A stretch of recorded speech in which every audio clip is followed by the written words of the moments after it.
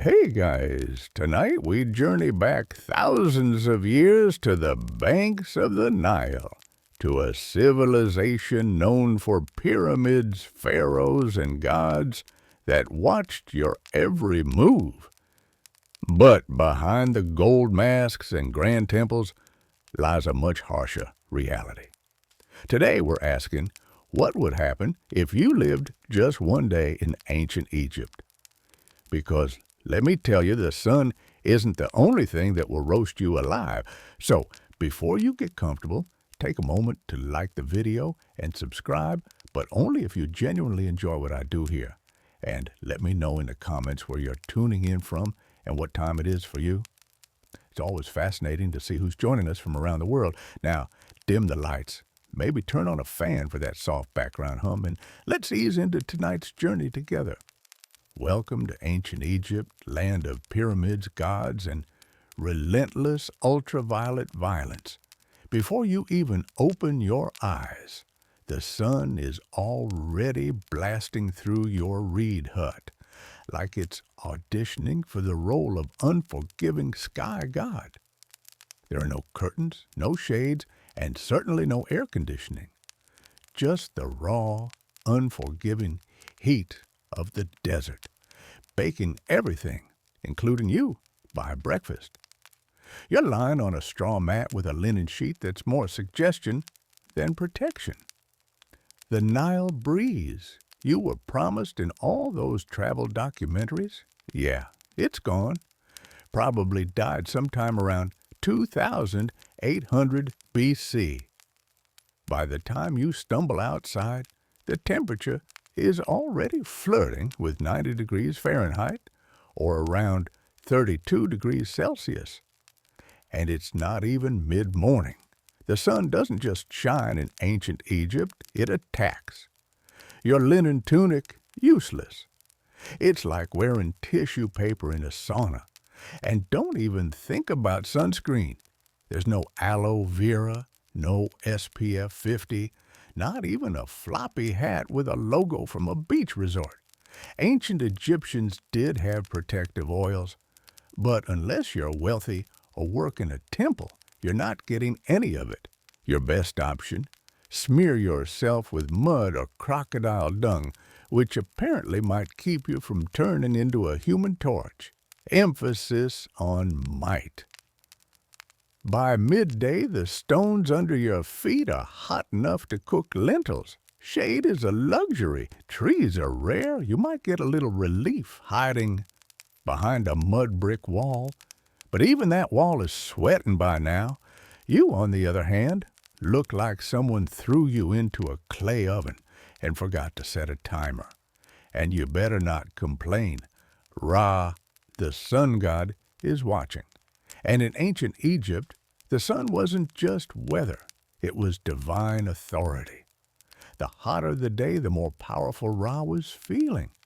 So basically, if you're melting, it's a spiritual compliment. In short, surviving one day in ancient Egypt requires hydration, humility, and an ironclad tolerance for feeling like a roast chicken. And this is just the morning.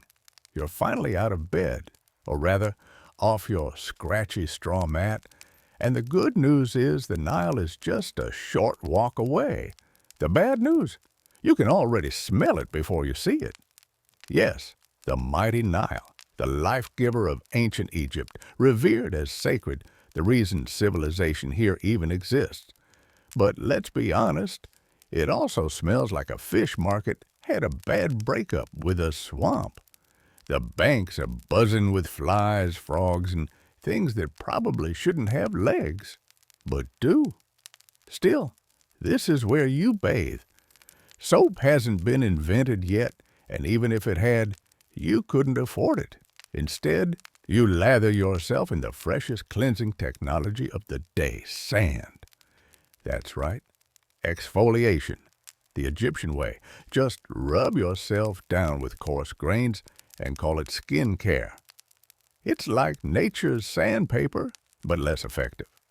Washing clothes is also done in the Nile, and by washing, we mean pounding them against rocks while praying that a crocodile doesn't mistake your laundry for a tasty midday snack. Oh, and just to make things more fun, let's not forget the occasional sewage runoff from upstream.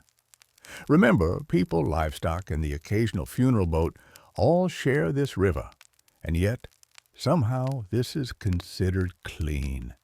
You scrub, rinse, and emerge feeling slightly less sticky and only moderately more worried about leeches. If you're a city dweller in Memphis or Thebes, you might be lucky enough to use a public basin or cistern.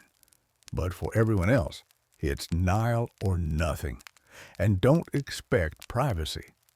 This is a public bathing space shared by families, neighbors, livestock, and the odd ibis pecking around your ankles like it pays rent. Water jars are filled and balanced on heads, carried back to your mud brick house before the midday heat turns the clay into toast. It's a daily ritual, spiritual, necessary, and slightly traumatic. So, yes, the Nile is sacred. It feeds you, cleans you, and quenches your thirst. But let's not pretend it's a sparkling oasis. In reality, it's part miracle, part biohazard, and all you've got. By now, you've bathed in the crocodile-infested Nile. You've sandpapered yourself semi-clean, and your body feels like a baked fig. Time for breakfast. The most important and least glamorous meal of your ancient Egyptian day. Let's set expectations. There are no eggs Benedict, no fruit bowls, and absolutely no iced lattes.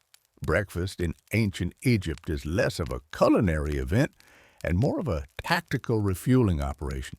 You sit on a low stool if you have one, or just squat in the corner like everyone else. The centerpiece of your meal? Bread, lots of it. Dense, coarse, and often as chewy as a leather sandal. It's made from emmer wheat or barley and baked in clay ovens that may or may not be shared by the local rats. And don't be surprised if there's sand in your slice, not as a topping, just an uninvited ingredient from the grinding stones. A daily dose of minerals, you could say. Then comes the beer. But don't get excited. This isn't crisp, bubbly craft ale. This is thick, cloudy, lukewarm liquid bread, more porridge than pint. It's packed with calories and vaguely fermented. A medieval smoothie with a faint taste of sour cereal in survival. Even children drink it. Not to be edgy, but because it's safer than water. At least the brewing process boils out the parasites, unlike the Nile, which, as we just discussed, is basically a petri dish. If you're lucky, and we mean very lucky, you might get an onion or a few dried dates to go with your carb and foam combo. Protein, only if someone caught a fish and didn't immediately eat it raw. And as you chew your rock-like loaf and sip your grain sludge, flies buzz around you like it's a buffet, because it is for them. You swat at them with one hand, hold your cup with the other, and try not to think too hard about the fact that this is likely the best meal you'll have today. Breakfast in ancient Egypt isn't about flavor. It's about function. It fuels your body just enough to survive until the next time someone hands you another sand-infused brick of bread. Bon appetit. You've had your gritty bread, your chunky beer, and just enough rest to call yourself functional. Now it's time to work, and trust me, ancient Egyptian labor makes modern burnout look like a spa day, unless you're a scribe, priest, or royalty, which, let's be honest, you're not. Your job is pure muscle and dust. No air-conditioned cubicle, no coffee breaks, no ergonomic chairs, just sweat, sand, and a constant risk of collapsing before noon. If you're a farmer, you'll be ankle-deep in Nile mud by sunrise, yanking weeds or planting barley under the eye of an overseer whose hobby seems to be yelling. You use wooden plows, crude sickles, and your bare hands. If your back hurts, congratulations. That means it's working. If you're a laborer, things get even more biblical. Imagine hauling multi-ton stones for temple construction under a blazing sun while barefoot up ramps made of gravel and prayer. There's no OSHA here. You trip, that's a broken ankle and a shrug from the foreman. Working on tombs, that's another level of grind. You're hammering limestone, chiseling out burial chambers for people who will get to rest longer than you ever will. And if you mess up a pharaoh's tomb, let's just say job security might involve a sealed chamber and a curse. And if you're a woman, you're not off the hook. Domestic work is also physical labor. Grinding grain, hauling water, weaving linen, caring for kids, and still helping in the fields. Your break is when the baby naps for 7 minutes. While you prepare dinner, you eat on the go. You wipe sweat with your tunic. You keep moving because slowing down means falling behind. And falling behind means someone else gets your grain quota and you get the blame. There's no clocking out. The sun is your supervisor. When it finally sinks behind the horizon, you crawl home half alive, dust-caked, and dreaming of softer sandals and a less aggressive sun god. Work in ancient Egypt isn't just hard, it's endless. It's a full-body commitment to survival, day after day, until your body gives out or your overseer decides you're not worth feeding. And that's not even the worst of it. After sweating your soul out in the fields or quarry, you might be tempted to grumble. Maybe something small, a little, "this job stinks," or "why am I doing this again?" Stop right there. Because in ancient Egypt, complaining isn't just frowned upon, it's potentially treason. Why? Because your boss isn't just a ruler. He's a literal god. The pharaoh isn't some guy who got elected or born into a lucky family. He's the human embodiment of Horus, son of Ra, chosen by the heavens to rule over Egypt and keep Mahat, divine cosmic order, intact. In other words, if the river floods well this year, thank the pharaoh. If it doesn't, well, maybe you didn't pray hard enough. Questioning his authority isn't just rude, it's blasphemy. Speaking ill of him could land you a date with a whip, a set of shackles, or an early trip to the underworld with none of your favorite burial goods. You see his face everywhere, on statues, temple walls, coins, even bread molds. His name is chanted in rituals. His image is painted larger than everyone else's in every mural. That's not artistic exaggeration. That's law. And don't expect to ever see him. If you're a commoner, the closest you'll get is watching a golden bark float by during a religious festival. Blink, and he's gone. Back to a palace you'll never enter, surrounded by officials, guards, scribes, and enough gold to finance a small civilization. Which, fun fact, he basically does. If you're lucky enough to work on a royal project, say a tomb, a temple, or a statue the size of a mountain, you serve with divine joy. At least, that's what the state says. You say it too because pretending you're honored to carve stone for 14 hours a day is safer than the alternative. And don't even think about rebellion. Pharaohs crush uprisings faster than you can say dynasty. Just ask the last village that tried to withhold taxes. Oh, wait, you can't. It no longer exists. So yes, the pharaoh is divine. And you're just lucky to be allowed to sweat in his name. Now, get back to work. If you thought surviving under the sun was hard, just wait until you realize that in ancient Egypt, sand is your roommate, co-worker, seasoning, and mortal enemy. It's everywhere. in your clothes, in your bed, in your food. There is no escaping it. You could be working, praying, sleeping, or minding your own business in the market, and suddenly a gust of hot wind sweeps by and turns your face into a grainy exfoliation experiment you didn't ask for. Let's start with the clothes. You wear linen. It's light, breathable, and about as effective at keeping sand out as a screen door is at holding back soup. It slides down your tunic, clings to your skin, and somehow finds its way into places you didn't know had creases. Eating, good luck. Every loaf of bread is basically a sand trap. Since flour was ground between stone slabs, little bits of grit made their way into the dough. Egyptians didn't just eat their wheat, they ate their millstones too. It's why ancient dental remains are often worn flat like river rocks. Imagine chewing your breakfast while also filing your molars daily. And if you thought your house was a sand-free zone, think again. Your mud brick home has gaps, crevices, and windows with no glass. Perfect portals for wind-blown sand. Your floors are covered, your cooking pots are full, your bed is basically a sand pit disguised as furniture, shoes, optional at best. Most Egyptians walked barefoot, meaning you're always one step away from turning your feet into battered leather sandals. If you do have footwear, it's usually a basic pair of sandals made from reeds. Fashionable, perhaps protective, not remotely. Then there are sandstorms. Egypt's version of a slap from the gods. Sudden, swirling, blinding.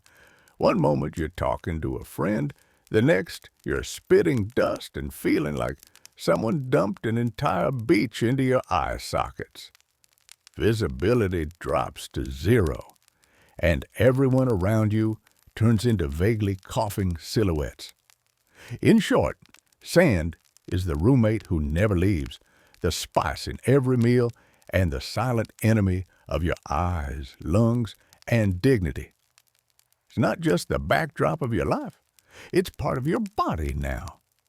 And no, you can't wash it off.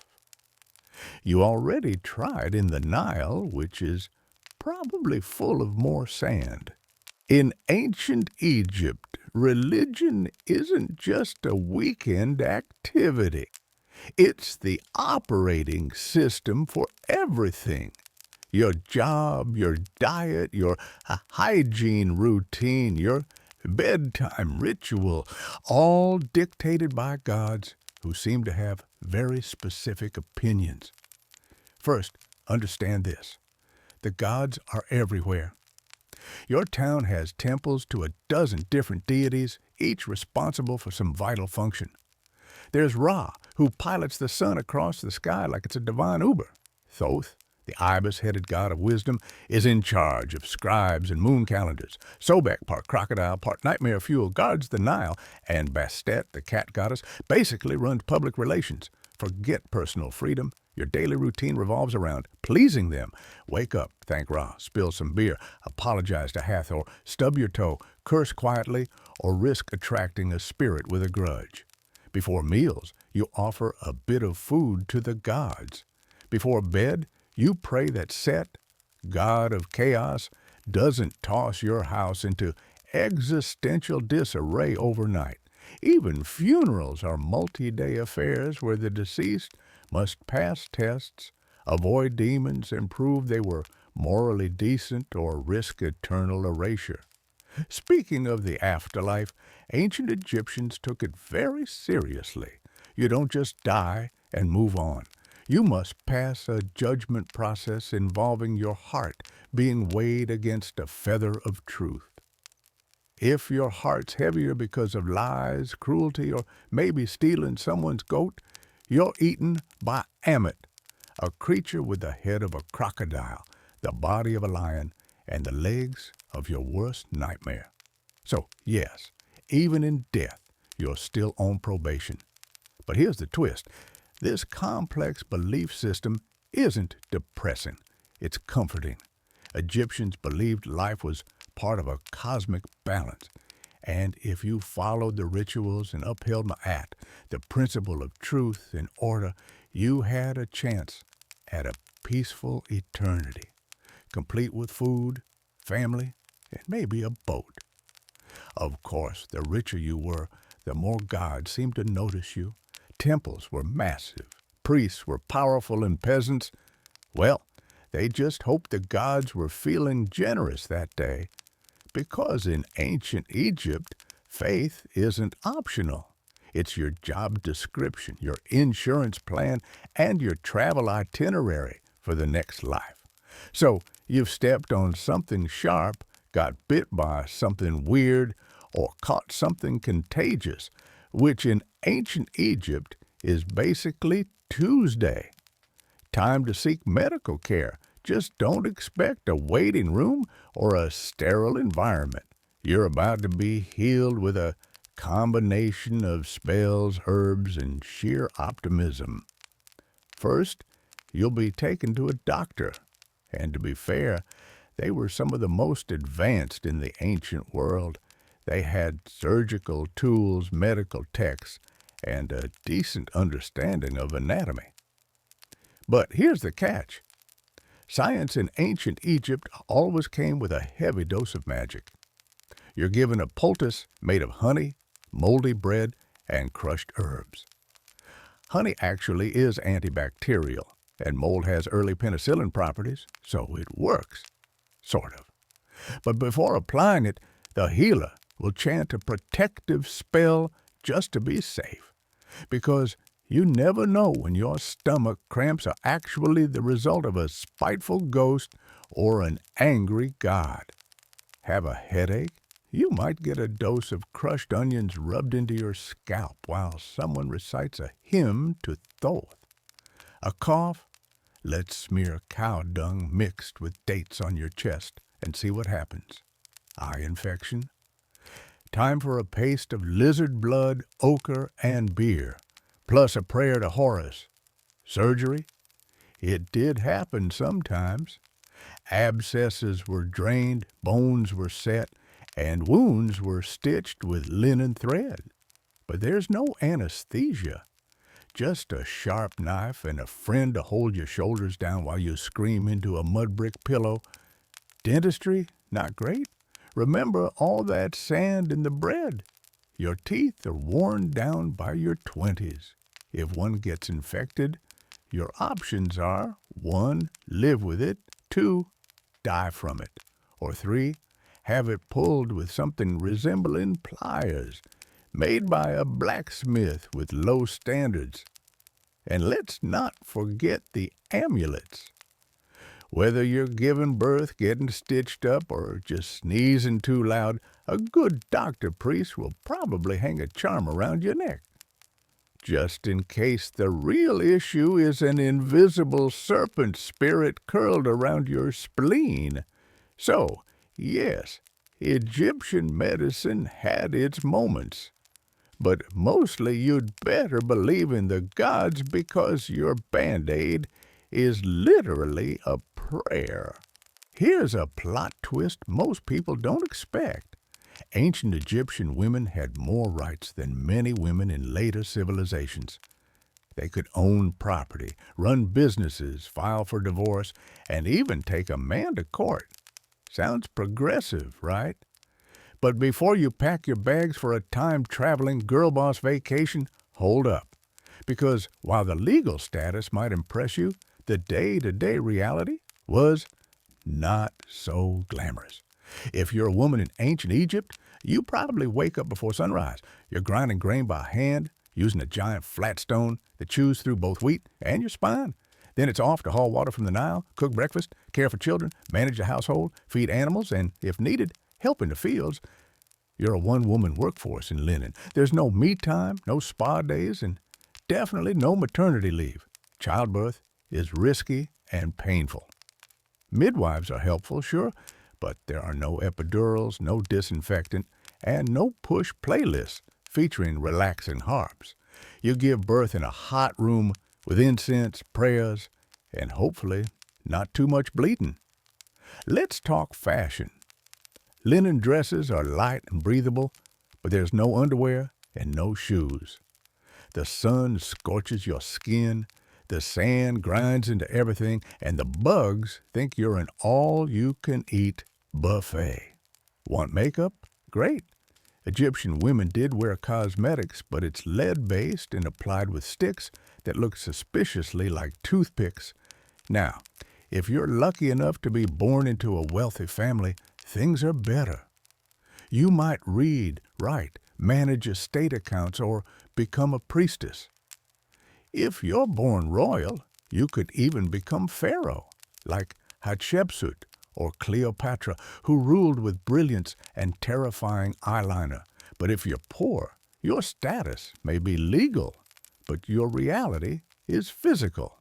You work, sweat, bend, carry, birth, bury, and pray. You're not chained by law, but by survival. Still, Egyptian women had agency, and that mattered. They could speak in court, keep their inheritance, and didn't become property when they married. Compared to many ancient societies, that's huge. So, yes, Egyptian women had rights. But comfort? That's reserved for statues and goddesses, not the woman elbow deep in dough while swatting flies off a toddler. You made it through another grueling day in ancient Egypt. You ate your gritty bread, hauled your buckets, avoided divine wrath, and maybe even dodged a sandstorm. Time to relax, right? Wrong. Because in ancient Egypt, your real test begins after you die. Death isn't the end. It's just the beginning of an incredibly bureaucratic, multi-phase journey through the underworld. And if you thought the labor overseer was strict, wait until you meet the gods of judgment. First, your soul takes a trip to the Hall of Ma'at. Here, before a tribunal of 42 deities, you must proclaim your innocence in what's basically the oldest legal deposition in history. You say things like, I did not steal, I did not lie, I did not covet my neighbor's donkey, while hoping the gods buy it. Then comes the heart test. Literally, your heart, believed to be the seat of the soul, is placed on a scale opposite the feather of Ma'at, the symbol of truth, justice, and balance. If your heart is heavier than the feather, well, that means you've lived a wicked life. Enter Amit, part lion, part crocodile, part hippo, all terrifying. She doesn't arrest you. She doesn't fine you. She eats your soul, destroying it forever. No afterlife, no second chances, just eternal non-existence, which in a culture obsessed with eternity is the ultimate punishment. And it gets better. You can doom yourself not just by actions, but by words. One wrong confession, one forgotten line during your judgment, and boom, spiritual obliteration. It's like an open book test where failure means getting devoured by a mythological death hybrid. If you do pass, congratulations.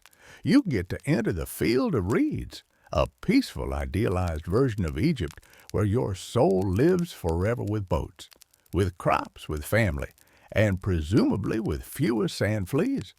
But the stakes are enormous. That's why Egyptians obsessed over tomb preparation, funeral rites, and magical texts like the Book of the Dead, a spiritual cheat sheet full of prayers, spells, and helpful tips like don't insult the crocodile god. So yes, the afterlife might be beautiful, but only if you live your life very carefully. One curse word, one unpaid temple tax, and your next stop is lunch for Amit. Sleep tight. If there's one small mercy in ancient Egypt, it's this: linen. Blessed, breathable linen. Your entire wardrobe, and everyone else's, is made from this plant-based fabric. It's light, cool, and lets your skin breathe in the scorching heat. That's the good news. The bad news? That's pretty much where the comfort ends. Whether you're a farmer, builder, priest, or vendor, you're wearing the same outfit every day. For men, a short white kilt or loincloth. For women, a straight, sleeveless linen dress, sometimes held up by straps, sometimes not. If you're upper class, you might have pleats or beads or fancy patterns. If you're not, it's plain white or slightly grayish, depending on how long it's been since laundry day. Oh, and laundry day. Your hands scrubbing your clothes in the Nile while hoping a hippo doesn't emerge mid-rinse. Most people go barefoot. Sandals made from woven reeds or leather are reserved for special occasions or temple priests. So, unless you're royalty, expect to spend your days with hot sand between your toes and possibly a sharp rock in your heel. Accessories? Absolutely, but mostly functional. Amulets for protection, necklaces to show status, and eye makeup made from powdered coal, which wasn't just for fashion. It helped reduce glare from the sun and supposedly warded off infections. Yes, even eyeliner had a job in ancient Egypt. But no matter how well you dress, the bugs don't care. Flies, gnats, mosquitoes, they treat your airy outfit as an invitation. You're walking through the day, swatting constantly, rubbing on perfumed oils and praying that your linen doesn't stick to you like a wet curtain the moment the sun reaches full strength. And, of course, your outfit doesn't change with the seasons because Egypt doesn't really have seasons, just hot and slightly less hot. So your linen ensemble is basically your year-round uniform, whether it's 110 degrees or a chilly 70 degrees evening. So yes, Egyptian clothing was light, elegant, and far more comfortable than what Romans would wear later.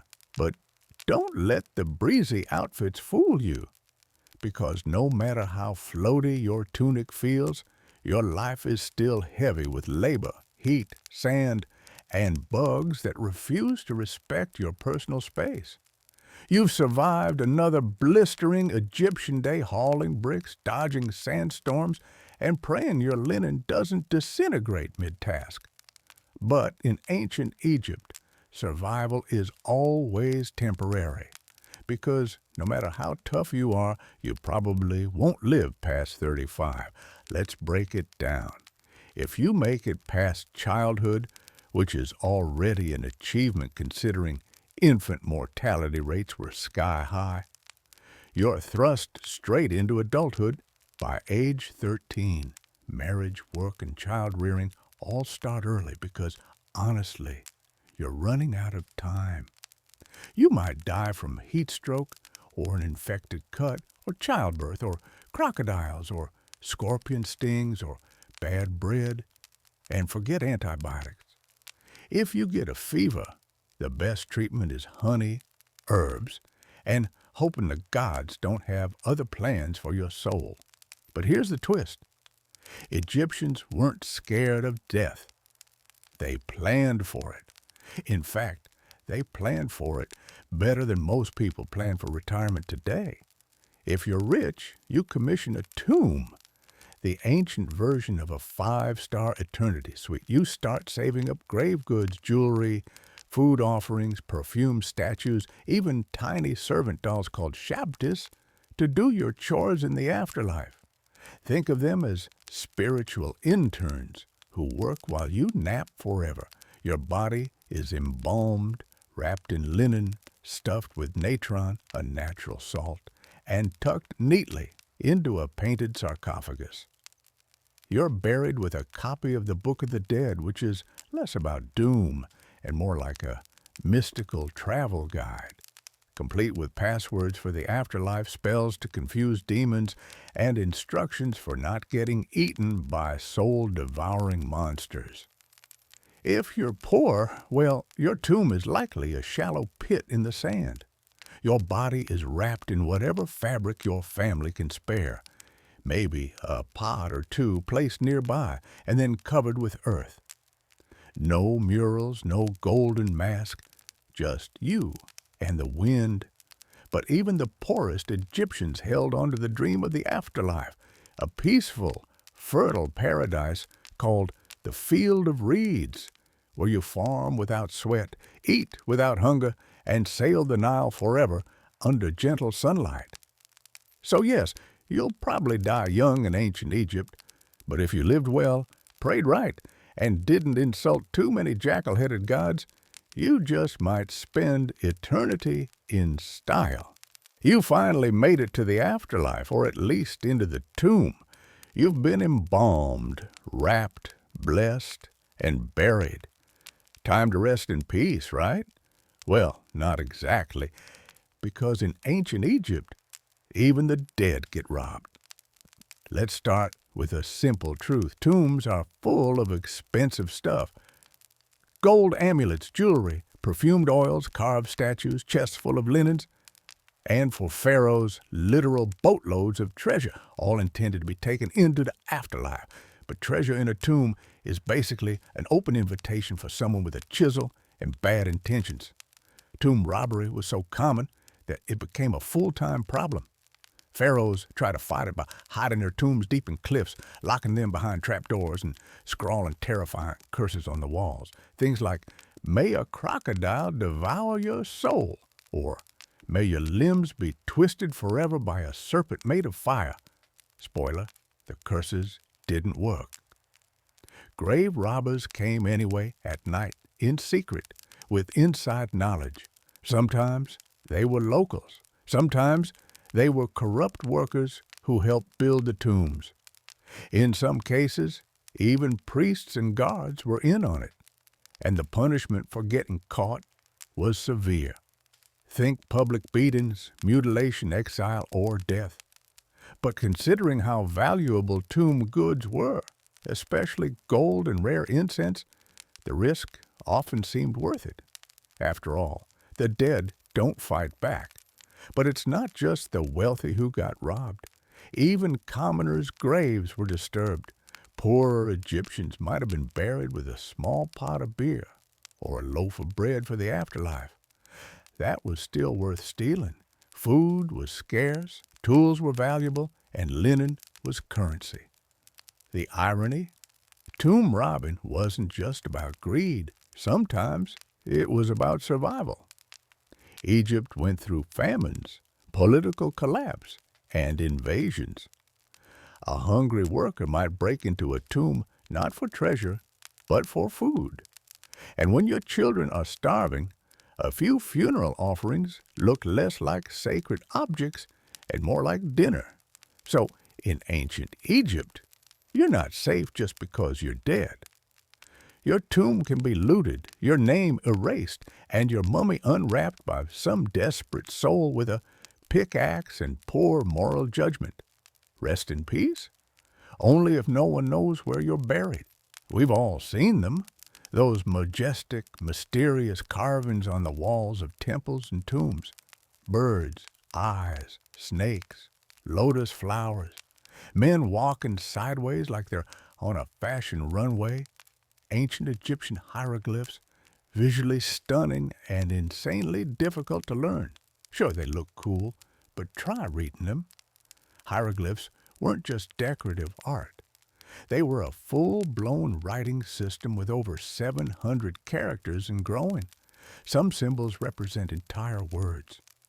Others are sounds, and many are determinatives, which clarify meaning because, writing the word star with an actual star symbol might be too straightforward. And don't expect spaces or punctuation. Ancient Egyptian writing was basically one long, beautiful riddle with artistic flair, zero vowels, and a deep need for context. Oh, and it can be written left to right, right to left, or top to bottom, depending on what the scribe felt like that day. The trick? Look at which way the birds or people are facing. That's your reading direction. If they're facing right, read right. Facing left, read left. And if they're upside down, good luck. Learning to write hieroglyphs wasn't for commoners. Literacy was rare.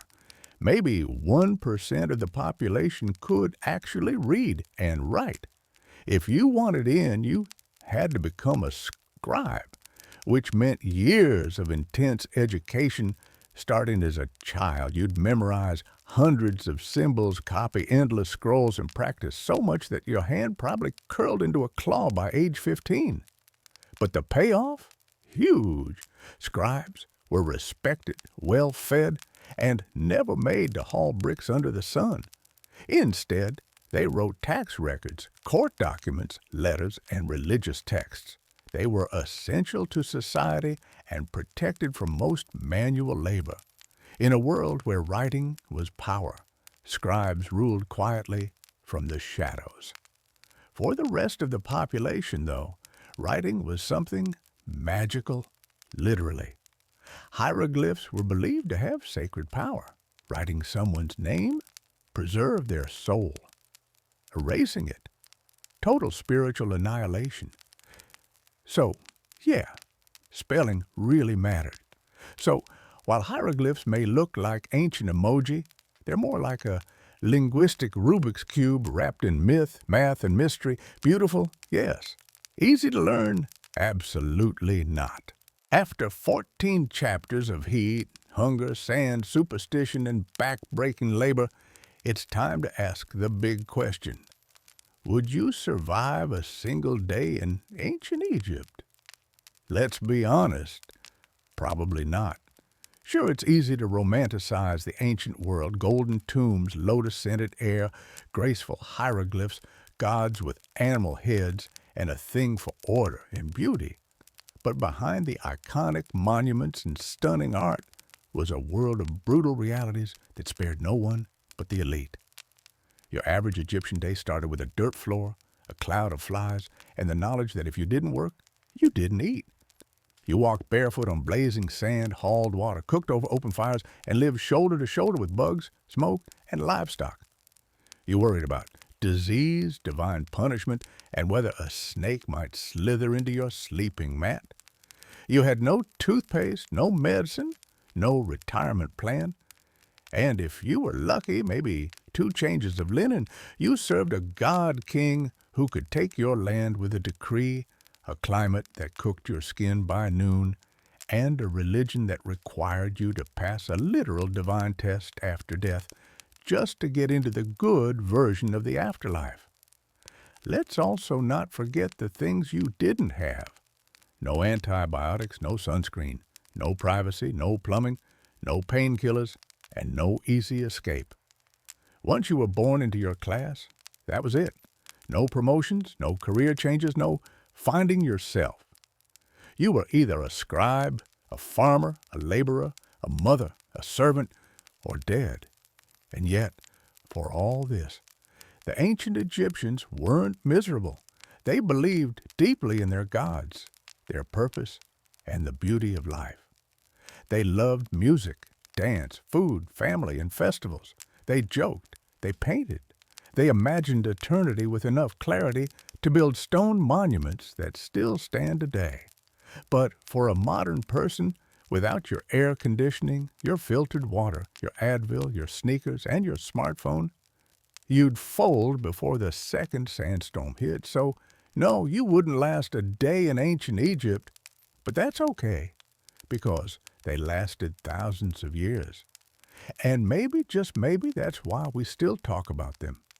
In the heart of ancient Teotihuacan, one pyramid refuses to be forgotten. Its surface is adorned not with peaceful symbols of faith or gentle gods, but with snarling, open-mouthed stone serpents, dozens of them. They jut out from the temple's facade as if frozen in mid-strike, fangs bared, eyes wide. This is the temple of the feathered serpent, known to many as the temple of Quetzalcoatl. But unlike most temples that reach for the sky with reverence, this one feels different. It feels predatory. From the moment you approach it, there's an eerie sense that you're being watched. The stone serpent heads aren't mere decoration. They were warnings, symbols of divine wrath, and beneath their gaze, something horrific once unfolded. Excavations over the past few decades have revealed something that archaeologists didn't expect. Hidden beneath the temple's base were not just ceremonial offerings, but something far more disturbing: human remains, and not a handful. Over 200 bodies, many of them decapitated, hands bound behind their backs. Young men, warriors perhaps, buried in groups. Ritual sacrifices arranged with mathematical precision. Some were buried with obsidian knives at their sides, others with necklaces made of human teeth or jewelry crafted from jawbones. They weren't simply thrown into the ground. They were deliberately placed in positions of symbolic significance. It's clear this was no mass grave. It was a message, a divine transaction carved into stone and sealed with blood. But what kind of belief system justifies such horror? Who demanded so many lives be taken at once? The Temple of the Feathered Serpent wasn't just a religious building. It was a theater of power, a place where rulers fused cosmology, warfare, and fear to maintain control over a city of more than 100,000 souls. And this ritual bloodletting may have been the cost of keeping the cosmos in balance. As you stand before this temple today, gazing at those stone serpents, you're not just looking at art or architecture. You're looking into the eyes of a civilization that believed the gods needed blood, and that they had every right to deliver it. But who were these people? Who commanded such violence and vanished without a trace? The answer lies in the shadows of Teotihuacan.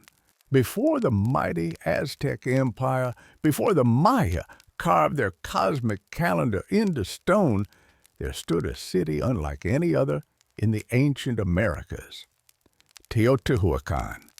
Its name, given by the later Aztecs, means the place where gods were born. And when you walk its immense avenue of the dead, flanked by pyramids that scrape the heavens, you start to understand why. At its height, around 100 to 250 CE, Teotihuacan was a sprawling metropolis of over 100,000 people, making it one of the largest cities in the world at the time, rivaling ancient Rome, Alexandria, and Chang'an in size and influence. It was a city meticulously planned, wide boulevards, gridded streets, apartment compounds housing extended families, multi-story structures made from volcanic stone, and at the center of it all, 3 massive pyramids: the Pyramid of the Moon, the Pyramid of the Sun, and the Temple of the Feathered Serpent. But here's what makes Teotihuacan different. No one knows who built it. Seriously. To this day, we don't know the name of the people who constructed this place. We don't even know what they called themselves. There are no written records, no kings' names carved into stone.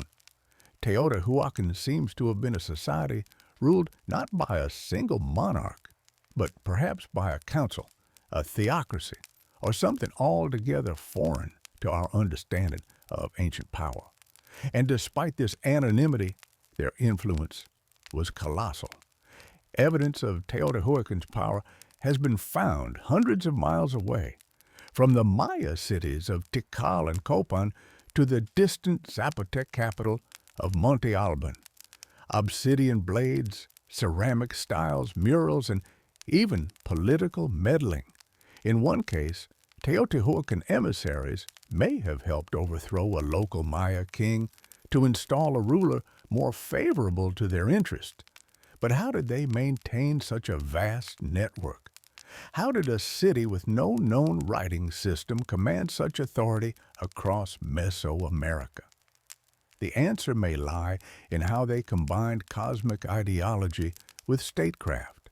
Their temples were more than places of worship. They were tools of control, aligning perfectly with astronomical events, serving as theaters of ritual sacrifice, and reminding every citizen and every visitor that Teotihuacan was no ordinary city. It was the axis of the world, a sacred engine that kept time, fate, and blood flowing in sync. And at the heart of it all stood the temple of the feathered serpent. To understand the temple, you must first understand the deity it was dedicated to, the feathered serpent, known later by the Aztecs as Quetzalcoatl and to the Maya as Kukulkan. This figure is one of the most enigmatic gods in all of Mesoamerican mythology. But in Teotihuacan, centuries before the Aztecs rose to power, the feathered serpent was already a central, possibly supreme divine force. But here's the paradox. What kind of god is both a serpent and a bird? Think about that. Serpents slither through the underworld.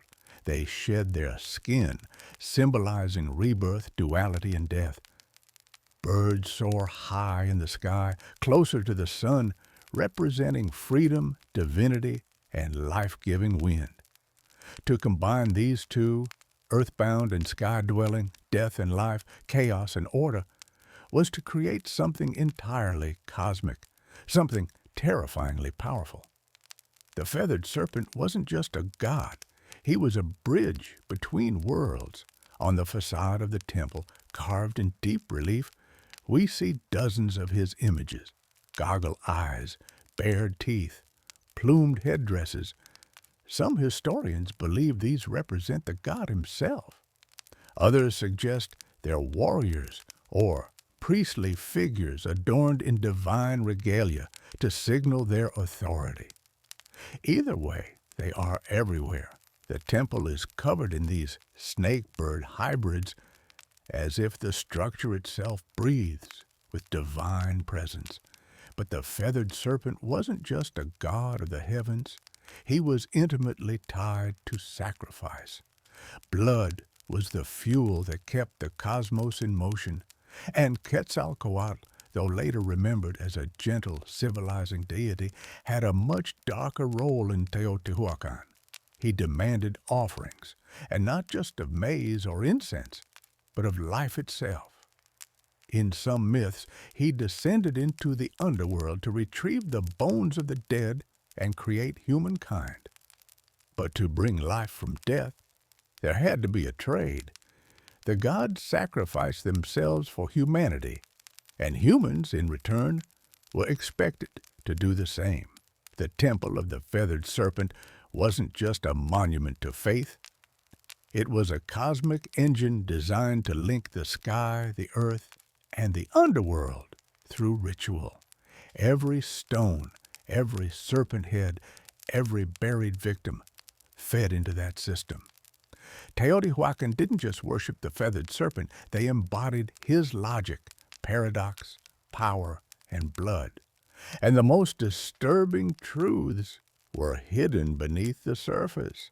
For centuries, the temple of the feathered serpent stood silently, a weathered, imposing structure half swallowed by time.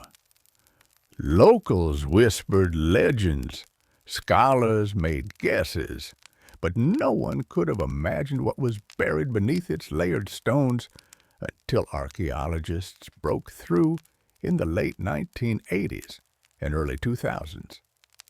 What they found wasn't just unexpected, it was unsettling. Hidden beneath the temple's foundations were a series of long, sealed chambers and pits, each filled with carefully arranged human remains. These weren't the messy results of war or disease. These were deliberate sacrifices, systematic, ritualistic, cold. The victims, numbering over 200, were young men, many between 15 and 25. Some wore necklaces made of human jawbones. Others had their hands tied behind their backs. A few were decapitated. Obsidian knives, sharp and black as night, were scattered nearby. The unmistakable tools of ritual slaughter. And this is where it gets darker. The arrangement of the bodies followed geometric and symbolic patterns. They weren't buried randomly. They were placed in quadrants, in cardinal directions, possibly to mirror the cosmos. Even the number of bodies mattered. It wasn't just about death. It was about meaningful death. Offerings surrounded the victims. Jaguar bones, serpents, exotic shells from the distant Gulf Coast, figurines, and obsidian blades that had never been used in battle. This wasn't punishment. It was a gift. These young men, most likely warriors, had been selected not to die in disgrace, but to die as part of something transcendent. To the Teotihuacanos, the very act of building a temple may have required human sacrifice. It was as if every stone had to be consecrated with blood, every layer raised only after an offering had been made. The deeper you dig, the more sacrifice you find. In one chamber, archaeologists discovered elaborate tunnels filled with mercury and mica, materials associated with the underworld. The floor glimmered like water. Was this a symbolic passage to the land of the dead, a mirror of the night sky? The more they excavated, the more it felt like the temple was not built on top of death, but constructed to encase it. The blood didn't stain the stone by accident. The stone was meant to hold the blood, and all of it was for the gods. Look closer at the temple of the feathered serpent, and you'll notice something strange, something unnerving. It doesn't just sit on the landscape, it aligns with the universe. Teotihuacan wasn't built randomly. The entire city was laid out along precise cosmic axes. Its central avenue of the dead runs at a 15.5-degree angle off true north. Not a mistake, but a deliberate shift, possibly to align with the setting of the Pleiades star cluster or the sun on specific ritual dates. The Temple of the Feathered Serpent sits directly along this avenue, locking it into a grand celestial blueprint. But why? What were they trying to align with? Archaeologists and archaeoastronomers have debated this for decades. Some suggest the temple lines up with the equinox sunrise. Others argue it connects to Venus, the planet most sacred to Mesoamerican civilizations, often associated with war, sacrifice, and rebirth. When Venus rose or set, wars were declared, offerings made, and temples activated with ritual fire. Even the temple's dimensions seem intentional. The repetition of the number 7, the number of visible planetary bodies, appears in its step platforms. There's symmetry, rhythm, and a stunning understanding of both earthly math and cosmic cycles. And beneath the surface, more clues. In 2003, archaeologists uncovered a tunnel beneath the temple. Not a crude passage, but a deliberately constructed subterranean world. The walls were once covered in powdered pyrite, a shimmering mineral that would have reflected light like starlight. Combined with mercury pools and mica-lined walls, the tunnel seemed designed to replicate the cosmos itself. To walk through it would be like traveling through the Milky Way, a symbolic journey to the underworld, or perhaps to rebirth. Was this temple not just a place of sacrifice, but a cosmic machine? A portal that aligned earth, sky, and the spirit realm? Some scholars believe Teotihuacan saw time as circular, not linear. Every ritual, every building, every sacrifice wasn't a one-time event. It was part of an eternal cycle, death leading to renewal, sacrifice, fueling rebirth. The temple's alignments may have helped predict celestial movements, coordinate harvests, and more importantly, time when to offer blood. The Temple of the Feathered Serpent wasn't just looking at the stars. It was trying to speak to them. The Temple of the Feathered Serpent wasn't just a spiritual beacon. It was a political weapon. Its very design was meant to overwhelm, to intimidate, to remind every viewer, local or foreign, who held the reins of power in Teotihuacan. Imagine standing in its shadow 1,800 years ago. You, a visitor from a smaller city-state, would arrive at the Avenue of the Dead, already awestruck by the sheer scale of Teotihuacan. But when you reach the Temple of the Feathered Serpent, you'd freeze. The serpent heads stare at you, their fangs bared.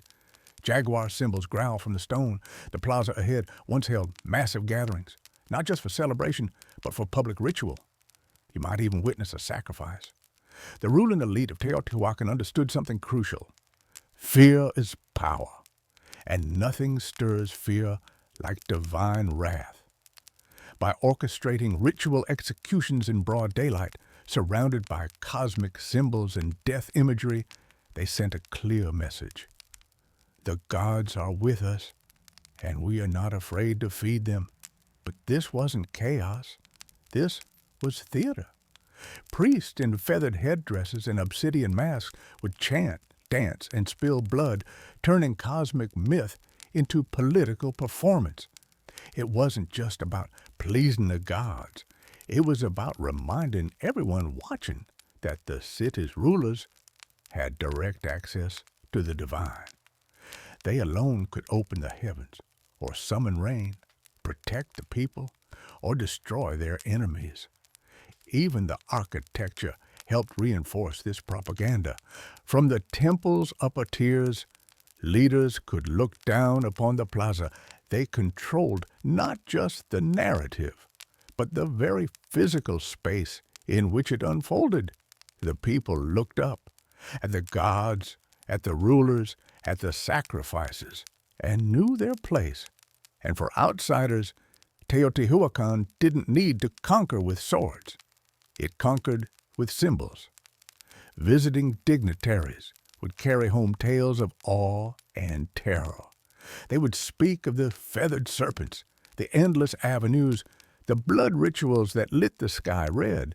In a world where gods ruled through fear, Teotihuacan positioned itself as their chosen mouthpiece, and the Temple of the Feathered Serpent was the loudest voice of all. At its peak, Teotihuacan was the heartbeat of Mesoamerica, a city of fire and stone, of gods and blood, a city that seemed destined to last forever. But around the year 550 CE, something changed. Something broke. And the silence that followed was as chilling as the temple's stone serpent heads. The fall of Teotihuacan was not loud and glorious. It was gradual, then sudden. Signs of strain began appearing decades earlier, signs that the cosmic engine was faltering. Evidence points to a long period of drought, crop failure, and social unrest. The very systems that had sustained this grand city, centralized power, religious dominance, cosmic order, began to crack under pressure. And then came the fire. Archaeologists have uncovered widespread burn layers across elite compounds, temples, and administrative buildings, including signs of violent destruction at the Temple of the Feathered Serpent. What's strange is that the lower-class residential areas were mostly untouched. This wasn't an external invasion. This was an uprising, a rebellion, possibly from within. The very people who once watched sacrifices in awe may have risen against their priest-kings. The Temple of the Feathered Serpent, once a symbol of divine authority, was ransacked. Sculptures were defaced. Fires were set. Ritual spaces were desecrated. And then, silence. Teotihuacan wasn't completely abandoned overnight, but it lost its soul. Trade networks collapsed. Artistic production ceased. The great rituals stopped. The ruling elite disappeared. The temple no longer spoke. And yet, the mystery only deepened, because while the city faded, its memory endured. Centuries later, the Aztecs arrived in the Valley of Mexico and stumbled upon its ruins. They were awestruck. They believed gods had built this place. They named it Teotihuacan, the place where gods were born. They built their own myths around its pyramids, revering it as sacred ground, even as they had no idea who its original builders were. To them, the temple of the feathered serpent was not a ruin. It was a relic of divine truth. But the irony remains. The most powerful city of its time, built on cosmic order and blood, vanished without a written word, without a final record, leaving behind only stone and questions. The gods, it seemed, had gone quiet. For over 1,000 years, the temple of the feathered serpent lay buried beneath layers of dust, volcanic ash, and silence. Locals avoided it, farmers tilled around it, and the world forgot it until the modern age of archaeology arrived and cracked open the secrets buried within its heart. In the early 20th century, Mexican archaeologists began excavating Teotihuacan. What they found was astonishing. A perfectly engineered city far older than the Aztecs. But it wasn't until the 1980s and 2000s that the temple itself began to yield its most intimate and most chilling revelations. One of the most dramatic discoveries came in 2011 when researchers uncovered a sealed tunnel beneath the temple of the feathered serpent. It had been deliberately closed off nearly 1,800 years earlier, as if to prevent anyone from entering ever again. After years of excavation, scientists unearthed a cosmic corridor, a symbolic underworld lined with pyrite to mimic a starlit sky, pools of liquid mercury, and thousands of ritual objects. Jade statues, rubber balls, obsidian blades, and even carved wooden masks. It felt less like a tomb and more like a message. Why would the ancient builders go to such lengths? What were they trying to preserve or hide? Some experts believe the tunnel was used in initiation rituals. Others suggest it symbolized the creation of the world, a mythological womb where gods were born, where kings were made, where divine order was negotiated between humans and the cosmos. The mercury, once thought to be only toxic, may have represented water, or the fluid veil between worlds. And among all these glittering fragments was one persistent whisper. The feathered serpent still lingered, not just as a myth, but as a presence in murals, in carvings, in the geometry of the temple itself. The serpent hadn't disappeared. It had coiled inward, deep into the bones of the city, waiting to be rediscovered. And with each excavation, each uncovered jawbone or golden ornament, we draw a little closer to its message. One carved not in language, but in stone, sacrifice, and shadow. Modern science has given us X-rays, drones, and ground-penetrating radar, but even with all our tools, one truth remains. The temple still keeps secrets. Today, the temple of the feathered serpent stands as a haunting monument, not just to a civilization long gone, but to a way of thinking that merged power, cosmos, and death into one unbreakable system. Tourists snap photos. Children run past the stone serpent heads, but the ground beneath their feet is soaked in 1,000 untold stories and over 200 known human sacrifices. And still, the temple endures. Its legacy is not just architectural, it's psychological, spiritual, cultural. The feathered serpent, this paradoxical god of sky and earth, continued to evolve.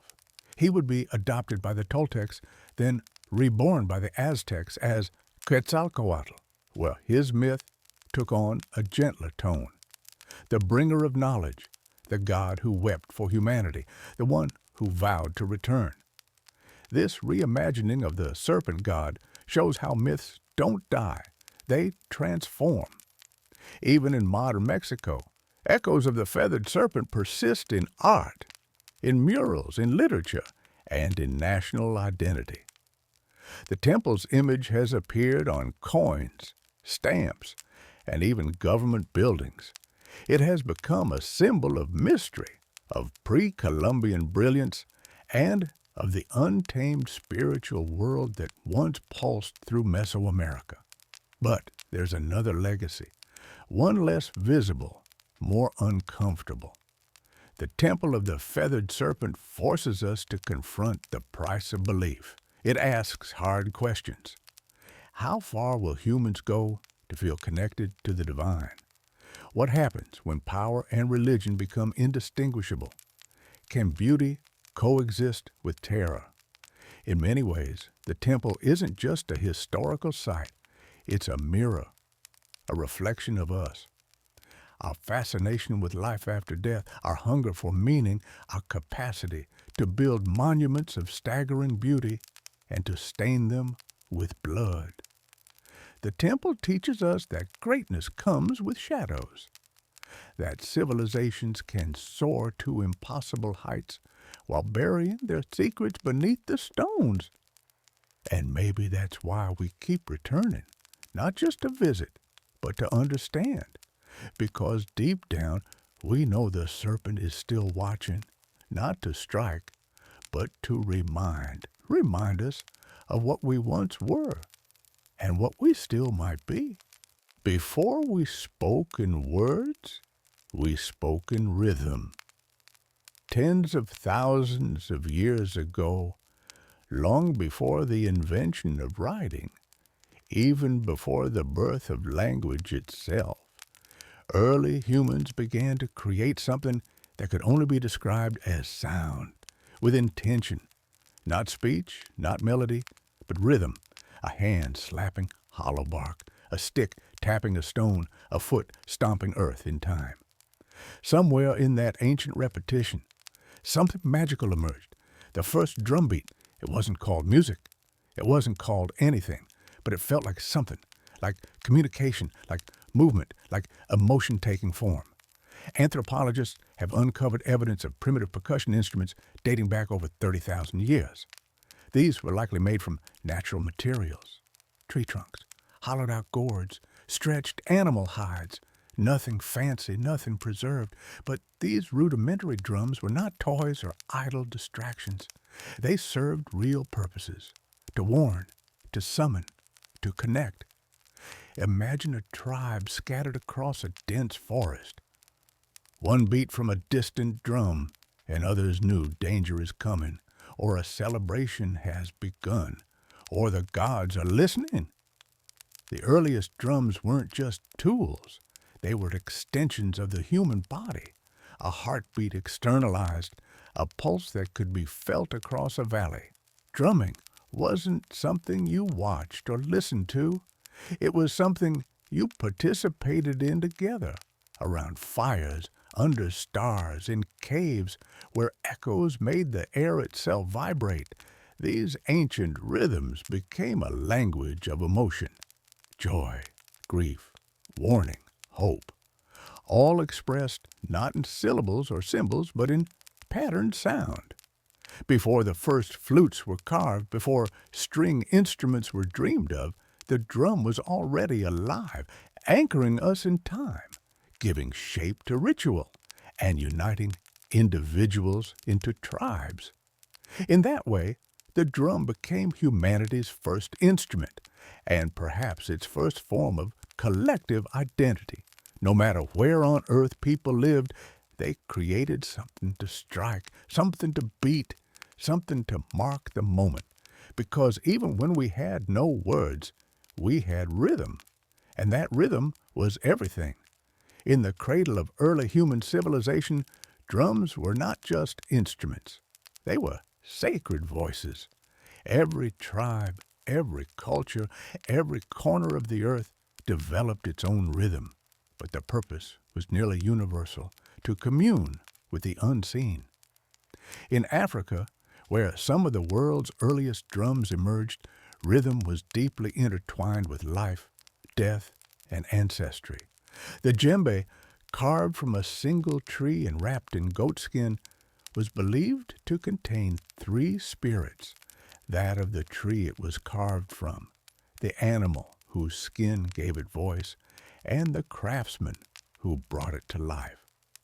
Played in circles, the djembe didn't just accompany rituals, it was the ritual. Then there were the talking drums, capable of mimicking human speech through pitch and tone.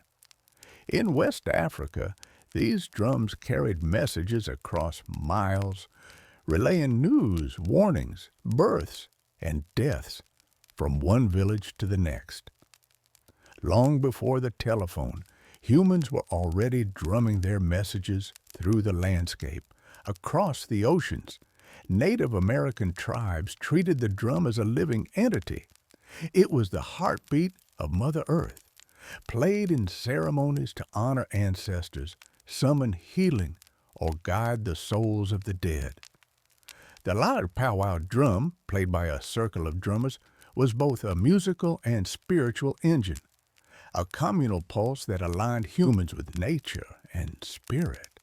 In Australia, the Aboriginal people used clapsticks and percussive stomps in the sacred dreamtime, a mythic era of creation. In the Arctic, Inuit shamans struck frame drums to enter trance states, seeking visions or communicating with spirits during long, dark winters. These weren't performances. These were acts of survival, healing, storytelling, and connection. To drum was to remember. To drum was to belong. And always, it was communal. Drums brought people together into sacred circles, synchronizing hearts and intentions. No sheet music, no stage, just bodies moving, hands striking, souls stirring, all unified by rhythm. It didn't matter where on earth you stood. If you heard a drum in the distance, you knew something sacred was happening, something that words alone could never express. From sacred circles to bloody battlefields, the drum is always spoken in core, sometimes with comfort, sometimes with command. As human societies evolved into kingdoms and empires, drums transformed into tools of domination, instruments of order, and weapons of fear. The earliest armies didn't have radios or megaphones. They had drums. In ancient China, massive drums called gu were struck to coordinate troops across vast terrains. With a single resonant boom, commanders could signal a charge, retreat, or flanking maneuver. These drums weren't just loud, they were strategic. Each rhythm meant something specific, and trained soldiers knew how to listen even through the chaos of battle. In Mesopotamia, temple drums were used to announce rulers and summon the public. But in times of conflict, they echoed through city walls, terrifying enemies with a deep, relentless thunder. It wasn't just percussion, it was psychological warfare. When the Romans marched, they brought with them the tympanum, a frame drum used in processions and by cults like that of Cybele. Though not a battlefield instrument in the way horns and standards were, it carried symbolic power, a sound of empire, discipline, and order. But no army wielded drums quite like the Ottomans.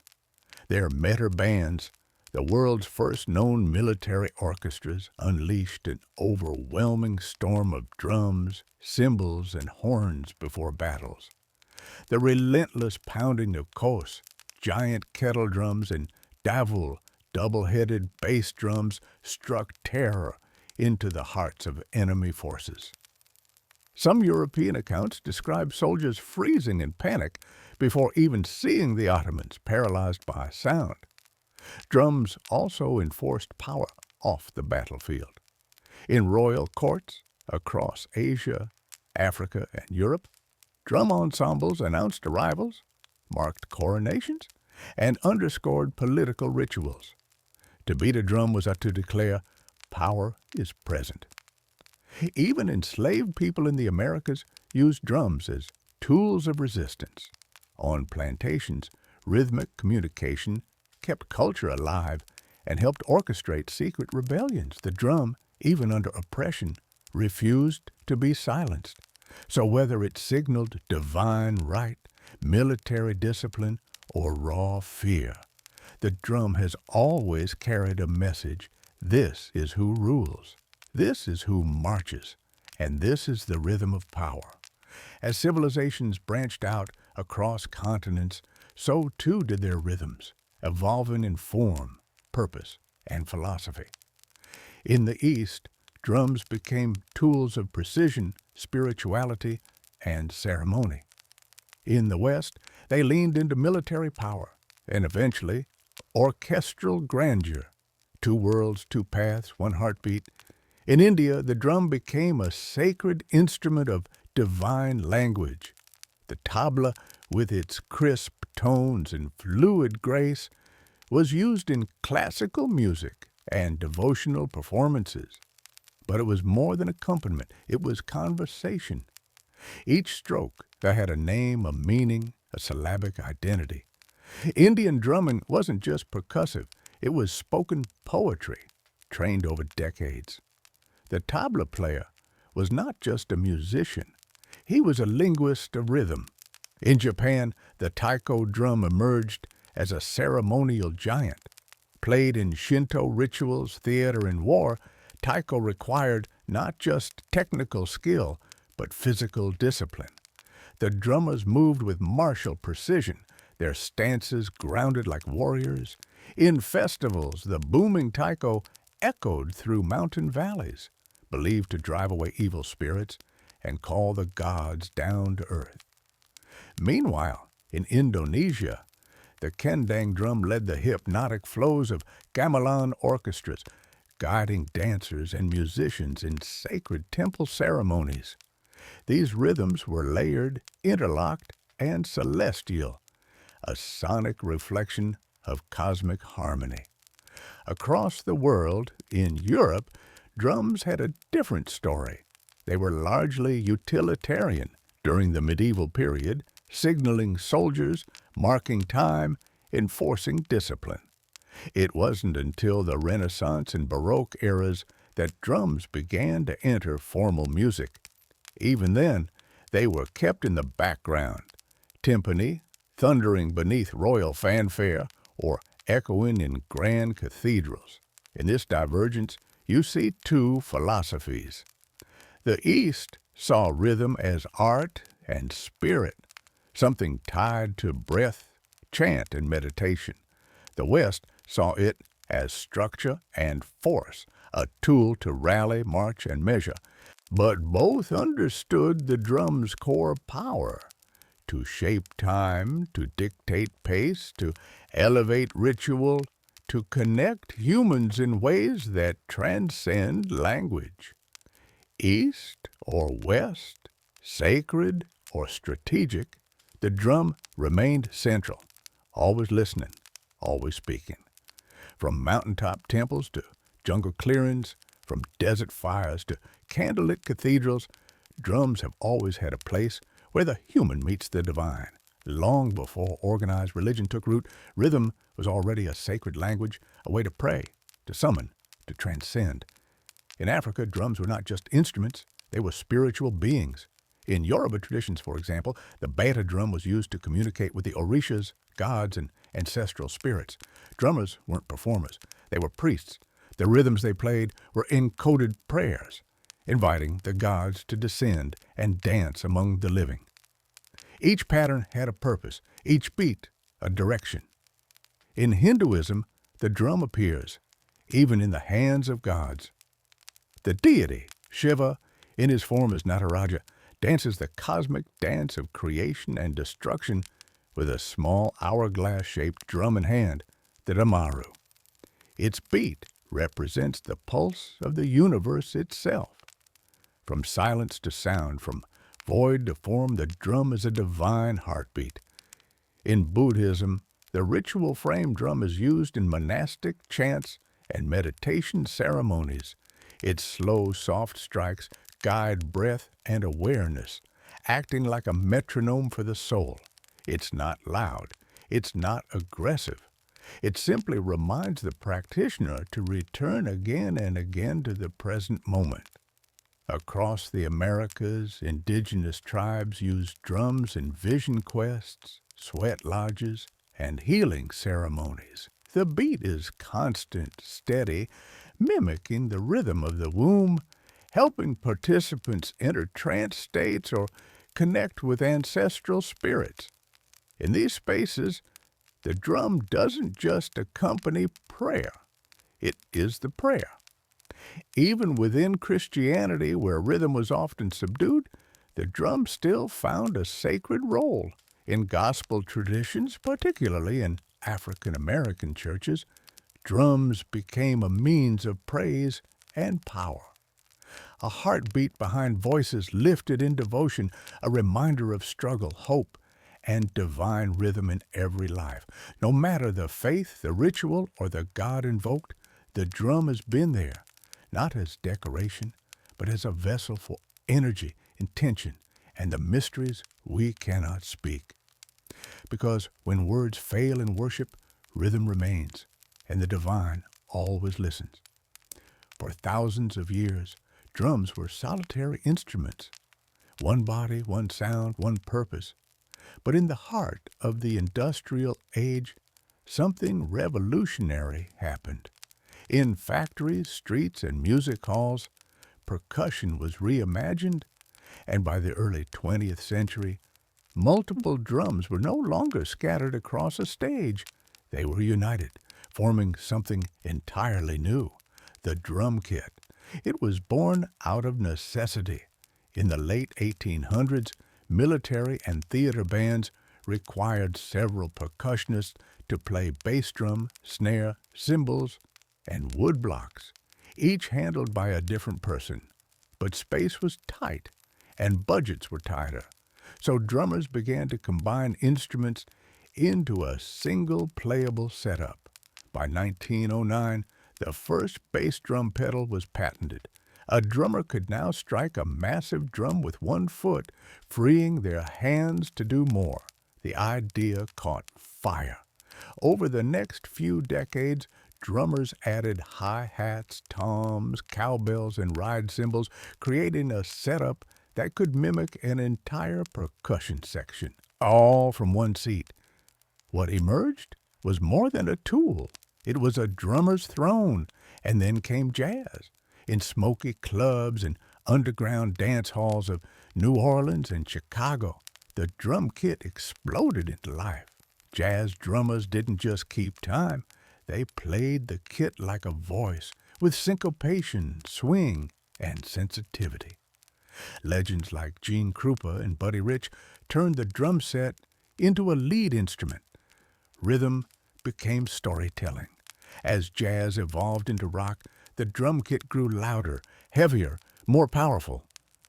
The 1960s and 70s saw kits expand with multiple toms, splash cymbals, and double bass pedals. Drummers like John Bonham, Neil Peart, and Keith Moon pushed the limits of stamina and creativity. The drummer wasn't in the background anymore. He or she was the engine. Today, the drum kit is a global staple. From gospel churches to EDM stages, from punk garages to world tours. And even as digital kits and drum machines rise, the physicality of a live drum kit, the sticks, the skins, the sweat, remains irreplaceable. It's a symbol of modern rhythm, a fusion of centuries, where tradition meets innovation, and where one drummer can speak with 10 voices at once. The world beats in thousands of dialects, and so do its drums. From continent to continent, culture to culture, the drum has taken countless forms, each carrying a distinct identity, sound, and purpose. These aren't just instruments. They're cultural signatures crafted from local materials, shaped by local hands, and steeped in the rhythms of everyday life. In West Africa, the djembe remains a heartbeat of community gatherings. It speaks in sharp slaps and deep bass tones, designed for storytelling and spontaneous conversation. Next to it, the dundun provides the foundational pulse, a rhythmic anchor around which others can dance. In Africa, a drum ensemble isn't just music, it's a conversation between spirits, ancestors, and the living. In the Middle East, the darbuka, a goblet-shaped drum made from clay or metal, delivers crisp, fast-paced rhythms essential to belly dancing and classical Arabic music. Its voice is sharp and articulate, demanding precision from its player and movement from its listeners. Across the Caribbean and Latin America, drums tell a different story, one born from resilience and fusion. The conga, bongo, and timbales reflect the blend of African, indigenous, and Spanish influences. In Cuba, the sacred bata drums are used in Santeria rituals, each drum speaking a divine language tied to the orishas. In Brazil, the thunder of surdo and cuica drive samba parades through the streets, infusing joy into protest, prayer, and carnival. In India, the mridangam and tabla dominate South and North Indian classical music, respectively. These drums are so precise they are tuned to pitch, blurring the line between rhythm and melody. Each finger movement matters.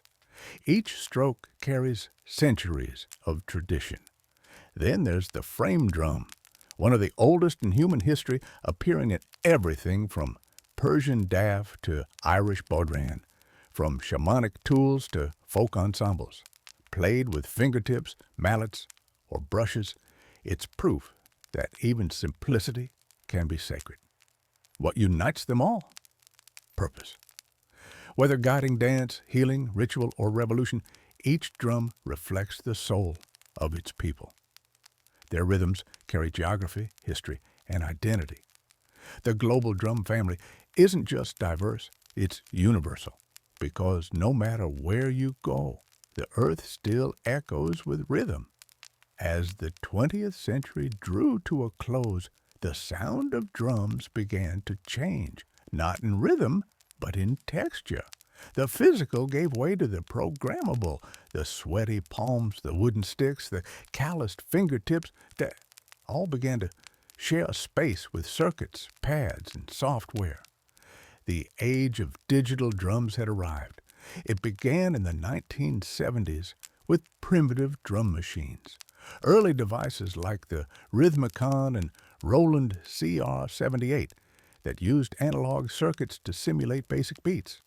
At first, they sounded robotic, even awkward, but musicians saw something else: consistency, control, and endless possibility. Then came a revolution. In 1980, Roland released the Trellis 808, a drum machine so iconic its deep, booming kick and crisp snare would go on to define entire genres. Hip-hop, techno, electro, and trap were all born in part from its synthetic pulse. It was no longer about mimicking acoustic drums. It was about creating new sounds entirely. As digital audio progressed, so did the tools. Electronic drum kits, like the Roland V drums, allowed drummers to play naturally while triggering thousands of sampled or synthesized tones. Artists could now rehearse silently, record without microphones, and switch drum kits with the press of a button. And with computers came digital audio workstations, DAWs, like Ableton, Florida Studio, and Logic. Now, anyone with a laptop could build complex rhythms, layering kicks, snares, hi-hats, and sub-bass into vast sonic architectures. Finger drumming on MIDI pads became an art form of its own. Some feared this shift meant the death of traditional drumming, a replacement of human feel with cold precision. But that didn't happen. Instead, hybridity emerged. Acoustic drummers began integrating triggers and samples into their kits. Producers started layering human-played drums with machine beats. The organic and the synthetic found a groove together. Digital drums didn't erase the past.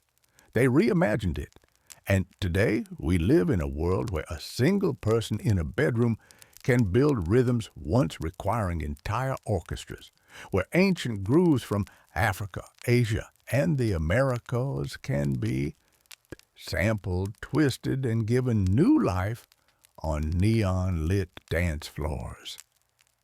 The tools have changed, but the purpose remains the same: to move bodies, to shape time, to make silence speak. Across every era, every empire, and every evolution in technology, one thing has never changed. The drum remains our oldest and most enduring voice. From ancient fire circles to modern concert halls, from sacred rituals to digital dance floors, the drum has never been just about music. It's about connection to ourselves, to each other, to something bigger. It is the heartbeat we all share, not metaphorically, literally, because even before we're born, nestled in the womb, the first rhythm we ever hear is that of our mother's heart. Steady, safe, alive. And when life begins, we chase that rhythm forever. The drum has been our companion through joy and war, through worship and protest. It has marched beside kings and risen with rebels. It has echoed through temples and subway tunnels. It speaks in every language because it is a language, one that bypasses thought and speaks directly to the body, the bones, the blood. In moments of grief, we drum to mourn.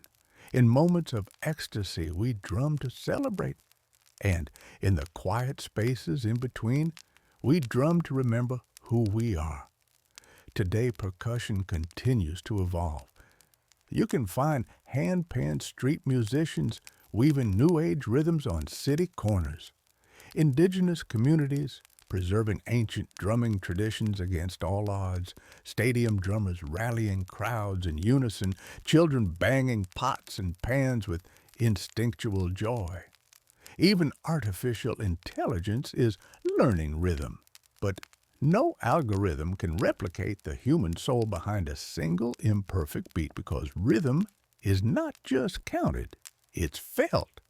And maybe that's why the drum has outlived empires and trends, because deep down, we all crave the anchor of time, the shared pulse that tells us we are here, together, now. No matter how advanced our instruments become or how virtual our experiences grow, there will always be something profoundly grounding about skin on skin, stick on hide, hand on wood, a beat, a breath, a beginning. The drum is not a relic of the past. It is a reminder that we were always meant to move in rhythm, to listen, to feel, to play. And as long as humanity endures, the drum will never be silent. Before Manhattan became a forest of glass and steel, it was an island of shadows, not cast by towers, but by church steeples and sloping rooftops. In the early 1800s, the skyline barely existed. The city clung to the southern tip of the island, a dense sprawl of brick townhouses, timber-framed shops, and dirt-packed roads. Buildings rarely climbed beyond 5 or 6 stories, not because ambition was lacking, but because gravity had the final say. The taller the building, the more weight it carried, and with stone and brick, height came at a steep price. The walls had to be thicker at the bottom to support the upper levels, leaving less room inside and requiring enormous foundations. To build high was to build heavy, and heavy didn't make financial sense. So the city grew horizontally, spreading northward along a grid that had been planned in 1811, one of the boldest urban blueprints of its time. But underneath that grid, beneath the layers of cobblestone and soil, Manhattan held a secret weapon: bedrock. Deep, dense, and unwavering. The granite spine that ran beneath the island would one day support some of the tallest structures in human history. But for now, it lay quiet, untouched, waiting. Life in early Manhattan was noisy but grounded. Commerce bustled in the harbor. Ships lined the piers and horses clattered through narrow streets. The economy grew, immigration surged, and the island swelled with energy. But still, the city hugged the ground. The sky remained untouched.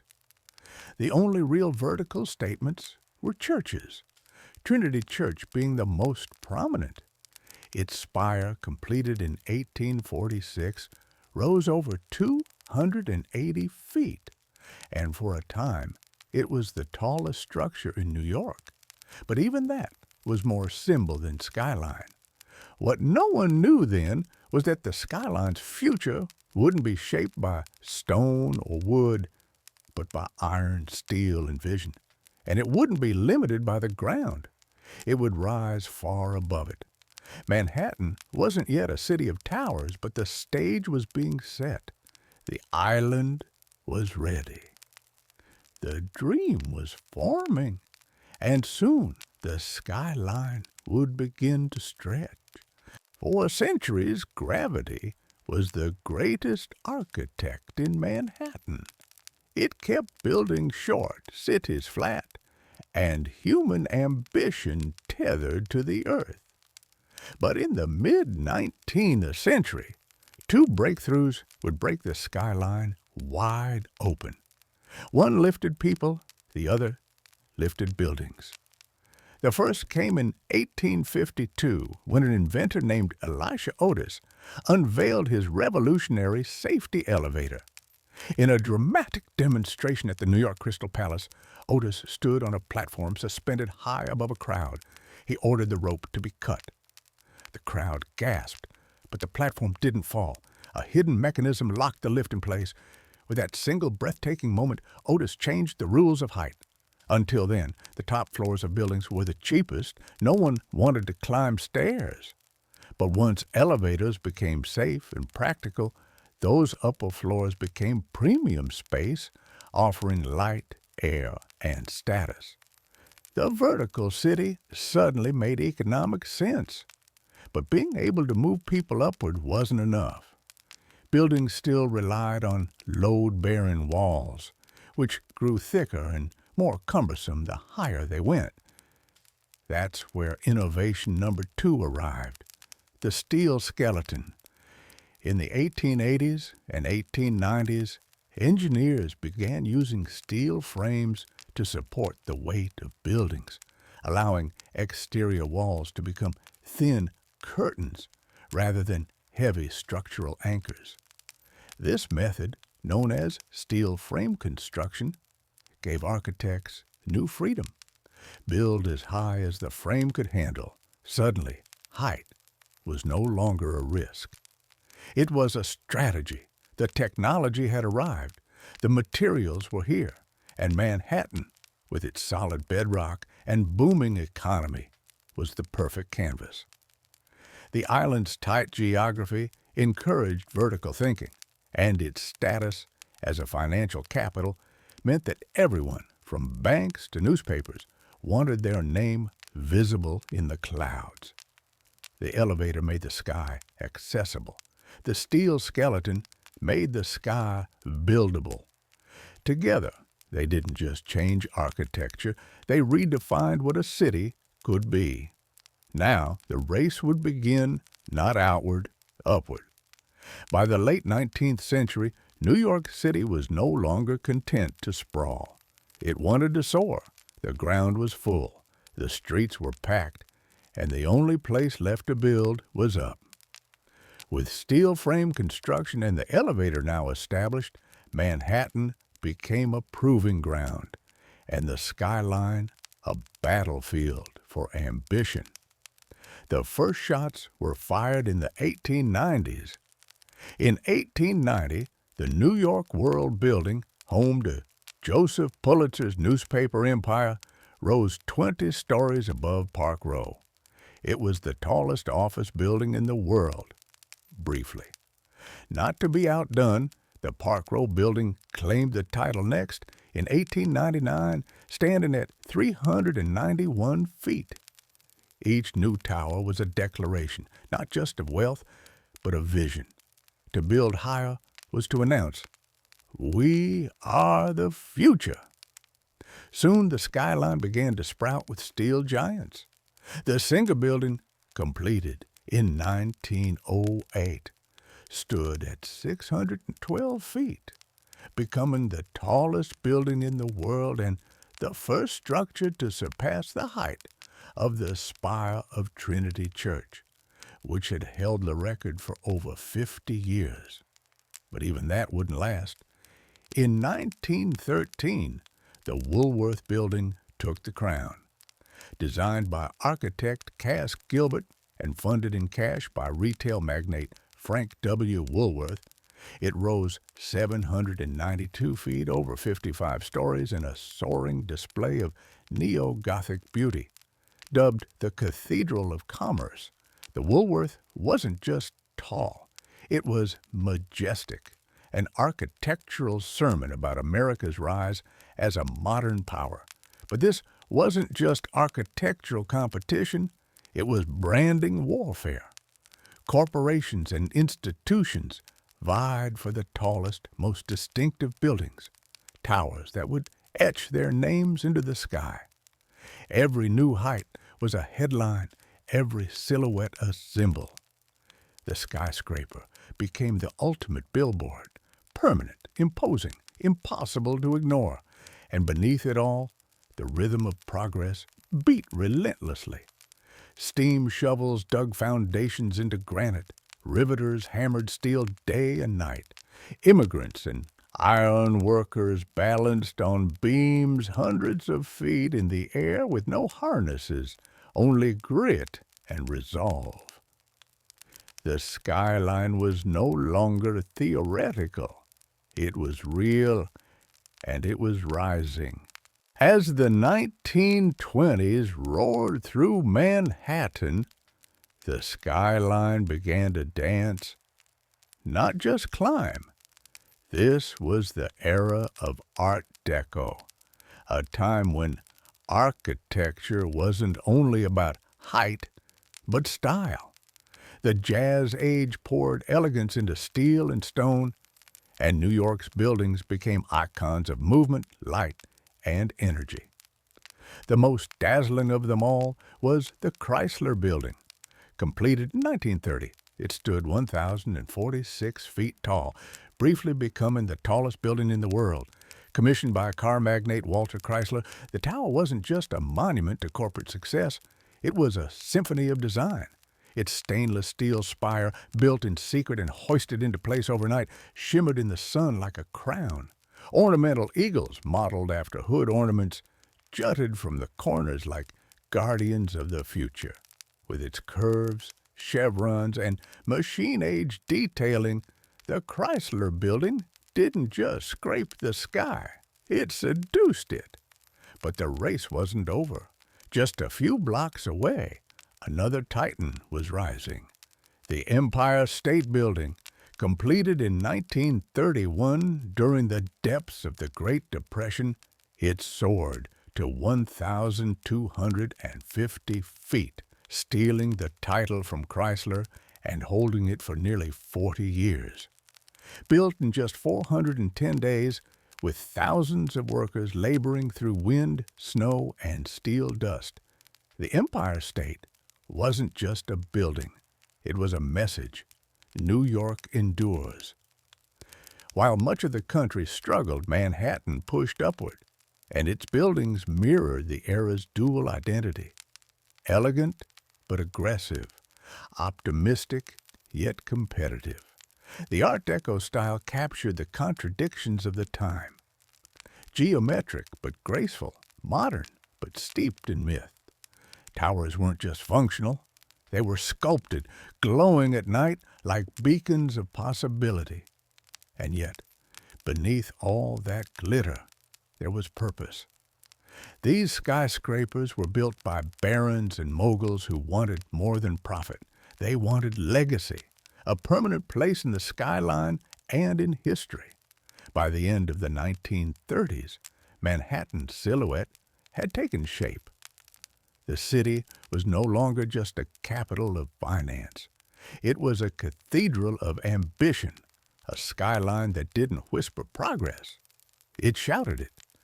After World War II, Manhattan's skyline entered a new phase, one less ornamental, more corporate. The elegance of Art Deco gave way to glass, steel, and straight lines. America was now a global superpower, and New York was the front office of that empire. The skyline adapted accordingly, not with decorative spires, but with monuments of efficiency. In 1952, the United Nations headquarters rose on the East River, a bold, boxy glass tower flanked by low marble wings. It marked a shift in tone, global, diplomatic, futuristic. It wasn't just a building.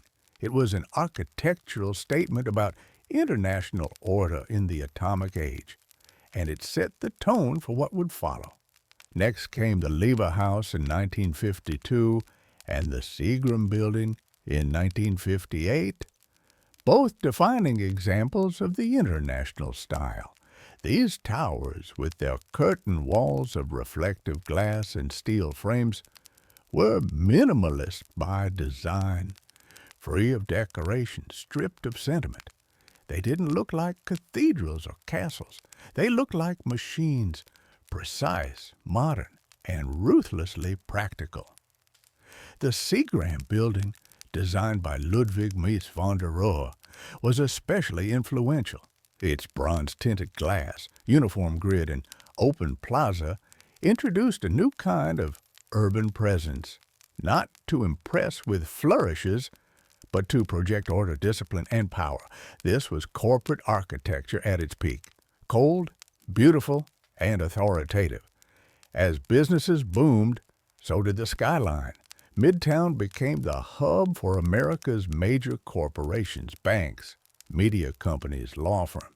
These new skyscrapers didn't compete for beauty. They competed for square footage, for location, and for presence on the horizon. Gone were the soaring spires and gargoyles. In their place stood mirrored monoliths, anonymous giants that reflected not just the clouds, but the ambitions of Wall Street. And yet, in their silence and simplicity, these towers spoke volumes. They told the story of a country obsessed with growth, precision, and modernity. They defined the corporate era, shaping the look and feel of cities across the globe. But even amid all this glass and steel, one thing remained true. The skyline was still a symbol. Only now it whispered power rather than shouted beauty.